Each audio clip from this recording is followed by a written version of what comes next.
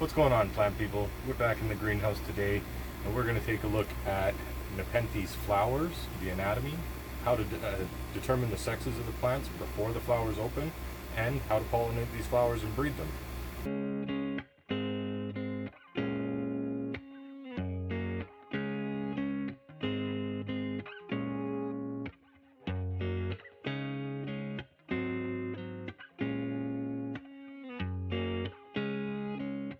So right here, we have an unopened male flower. They're almost completely spherical or round, and that's how you can tell it's a male before it's open. After it's open, you're left with a flower that looks like this. You can see the stamen, the anther, and the pollen right on the tip here. So before you can collect your pollen, you have to make sure that it's released from the anthers. Up here, you can see one that hasn't been released. It's kind of more of a white yellow.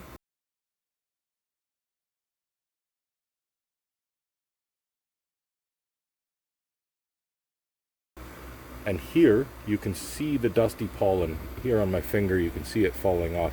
This is ready to collect. At this point, if you're saving your pollen, you can remove the stamen and dry it out and store it in the fridge with some silica gel. Pollen has been stored for months and months on end and still been successful in pollinating flowers. So you can experiment with it a little bit, but do keep it cold and dry. And here we have a female spike.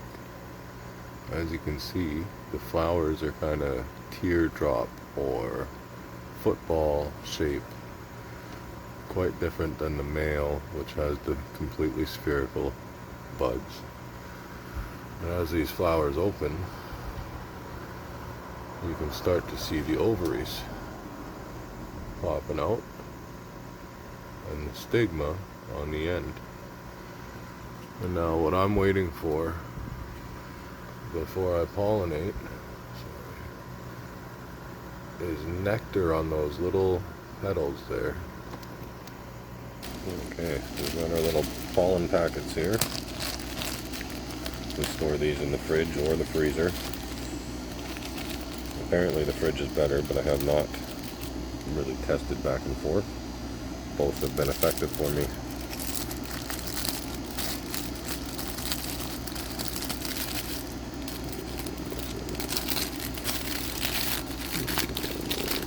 There. Got anthers with pollen. Let's see if we can get it to focus here.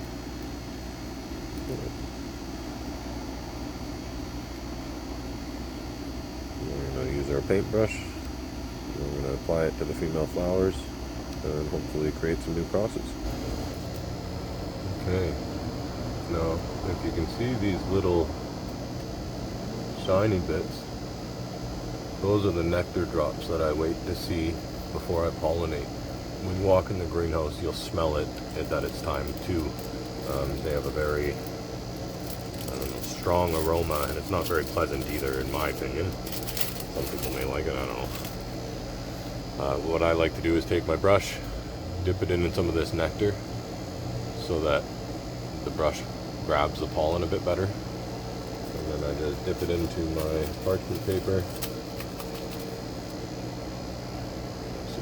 This up here.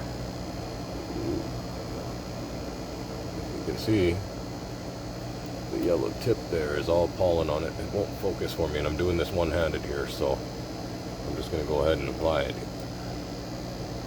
All I'm doing is just lightly touching the stamen of the female flowers here.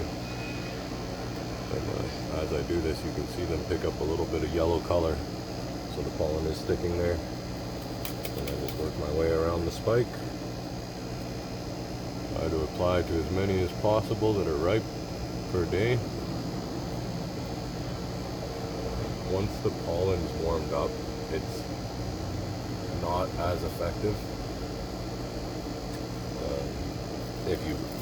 Not as effective as storing. If you put it back in the fridge, then it may not be viable the next time you pull it out.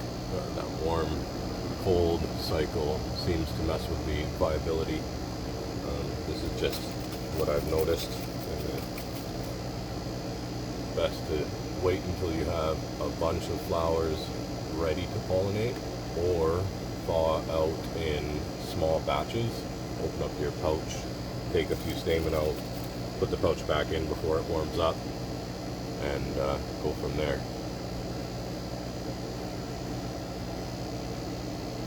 This pollen is from Ventricosa cross Sibuenses cross, oh man, Burkii cross Jackliana. I can't remember how to pronounce that one right.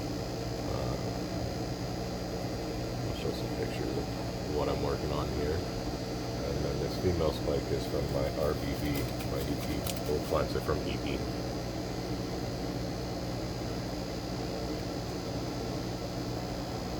I haven't used this male yet, but I'm hopeful that it's got some viable pollen here, and I think that it would make a really attractive cross, so let's see how that goes.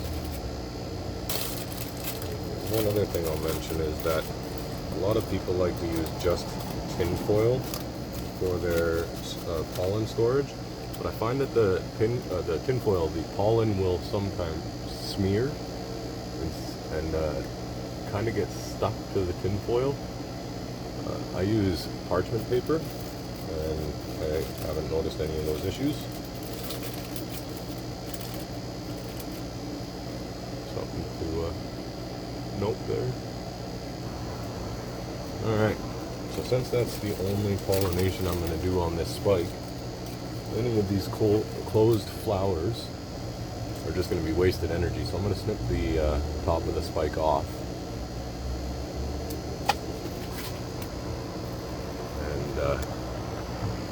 And it looks like that now. You can see the yellow grains of pollen on all the pollinated flowers there. And within a couple of weeks here, we should start seeing some swelling or some dying off. Hopefully we'll see the swelling. As I said, I'm excited by the idea of this cross.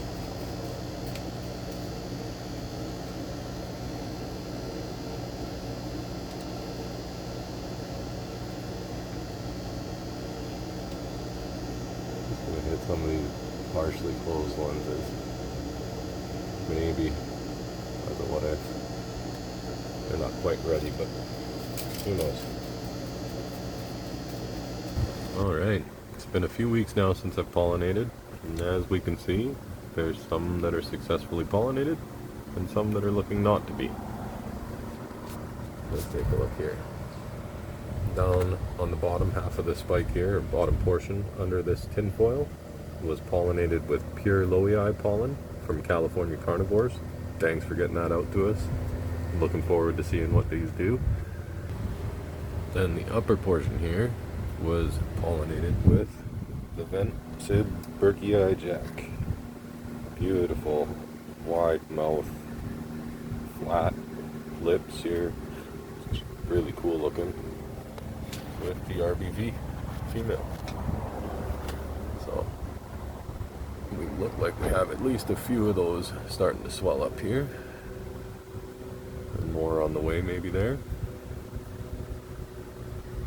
Be a couple months now, I'd imagine, before we start seeing ripe ponds. We'll update then.